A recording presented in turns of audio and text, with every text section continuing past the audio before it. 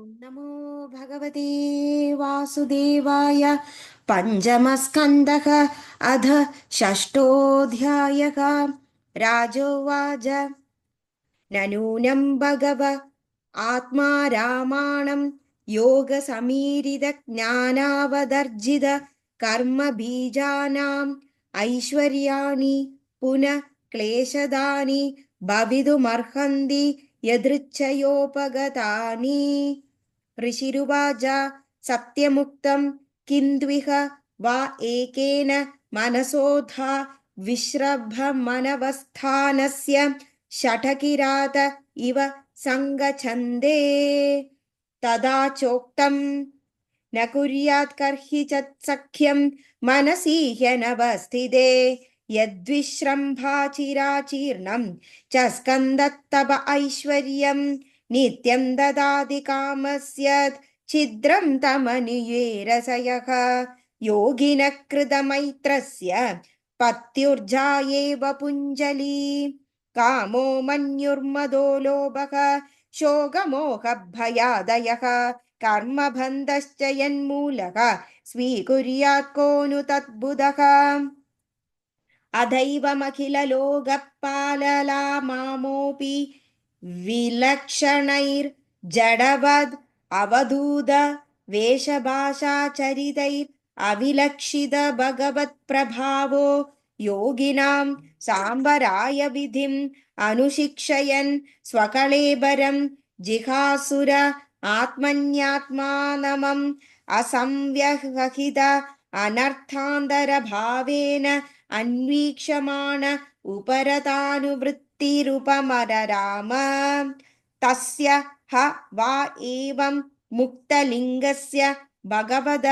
ऋषभस्य योगमाया वासनया देह इमां जगतीम् अभिमानाभासेन सङ्क्रममाण कोङ्गवेङ्गकुडगान्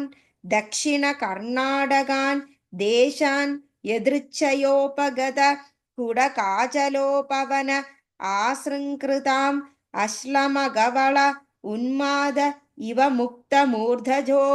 असंवित एव विचचार अध समीरवेग विधूत वेणुविकर्षण जादो ग्रदावनलस्त ध्वनम् आलेलिहान सह तेन ददाह यस्य किलानुचरितमुपाकर्ण्य कोङ्ग व्यङ्गकुडकानां राजाम् अहन्नामोपशिक्ष्य कलावधर्म उत्कृष्यमाणे भवितव्येन विमोहित स्वधर्मपथम् अकुतोभम् अमपयाह कुपद पाखण्डम् असमञ्जसं निजमनीष्यया मन्द सम्प्रवर्तयिष्यते येन ह वाव कलौ मनुजापसदा देवमाया मोहिता स्वविधि नियोगशौच चारित्रविहीना देवहेळनान्यपवक्त्राणि निज निजेच्छया गृह्णाना असह्नाना चमना अशौचकेशोलुञ्जनादीनि कलिना धर्मबहुलेनोपहत धियो ब्रह्म ब्राह्मण यज्ञ पुरुष लोक विदूषकाः प्रायेण भविष्यन्ति ते च ह्यर्वाक्तनया निजलोकयात्रयान्तः परम्परा आश्वस्तास्त्यमसन्ध्ये स्वयमेव प्रपतिष्यन्ति अयमवतारो रजसोपप्लुत कैवल्यापशिक्षणार्थः तस्यानुगुणान् श्लोकान् गायन्ति अहभुवः सप्त समुद्रवत्या द्वीपेषु वर्षे द्वदिपुण्यमेतत् गायन्ति यत्रत्यजना मुरारेः कर्माणि भद्राण्यवतारवन्ति अहोनुवंशो यशसा वदातः प्रयव्रतो यत्र पुमान् पुराणकां कृतावतार पुरुषः स आद्यः चचार धर्मं यत् अकर्महेतुम् कोऽन्वस्य काष्ठाम् अपरो नु गच्छेत् मनोरथेनाप्यभवस्य योगी यो योगमाया स्पृहयत्युदस्ता ह्यः सत्तया येन कृतप्रयत्नाः इति स स्म सकलवेदलोकदेवब्राह्मणगवां परमगुरोर्भगवत ऋषभास्ख्यस्य विशुद्धाचरितमीरितं पुंसां समस्तदुश्चरिताभिहरणं परममहामङ्गलाय नमिदम् अनुश्रद्धयोपचितयाम् अनुशृण्योत्याश्रावयदि वावहितो भगवति तस्मिन् वासुदेव एकान्ततो भक्तिरनयोरपि समनुवर्तते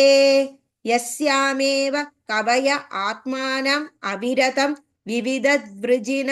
संसार परितापोपतप्यमानम्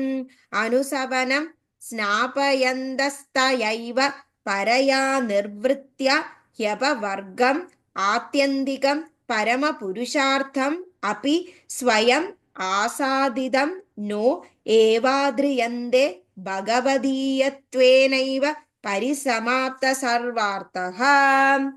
राजन्पतिर्गुरुतलां भवतां यदूनां दैवं प्रियः कुलपति क्व च किङ्करो वहाम् अस्त्वेवमङ्ग भगवान् भजतां मुकुन्दो मुक्तिं ददाति कर्हिचित् स्म न भक्तियोगम् नित्यानुभूत निजलाभ निवृत्त तृष्णः श्रेयस्य दद्रचनया शिरसुप्त बुद्धेः लोकस्य य करुणयाम् अभयात्मलोकम् आख्यानमो भगवते ऋषभाय तस्मै इति श्रीमद्भागवते महापुराणे पारमहंस्यां संहितायां पञ्चमस्कन्धे ऋषभदेवानुचरिते षष्ठोऽध्यायः सर्वत्र गोविन्दनाम संकीर्तनं गोविन्द गोविन्द नारायण अखिल गुरो भगवन् नमस्ते।